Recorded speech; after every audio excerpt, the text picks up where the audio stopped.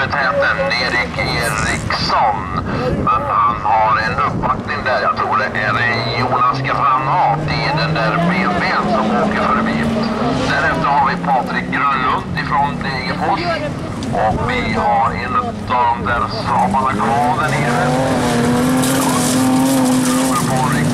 Vi har BMW-åkaren Jonas Granat. Det är Erik Eriksson eller Patrik Grönlund Degerfors.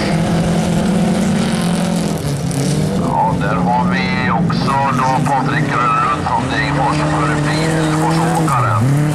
Och laddas det hejvilt med den där 740.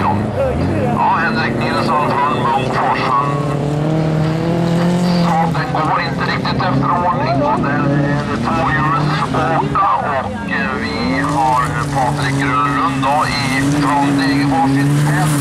Jonas Granat från Degerfors med sin BMW markade uppe på vallen och tappade alla placeringar. Ja, Ola Åberg har fortfarande 4:e platsen. Erik Eriksson från Hälleforsås på en andra plats. Patrik Grönlund har fortfarande i täten. Henrik Nilsson från Munkfors vars av inte fungerar riktigt efter ordning. Ja, målflaggen hänger ute och vi har Patrik Grönlund från Degerfors. Först upp för backen Hälleforsåkaren och fått släppa. Och vi har Andreas Frisk från Storfors in på en andra plats. Tredje platsen då Erik Eriksson. Ola Åberg på en 4:e.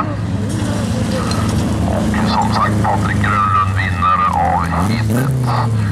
Och Henrik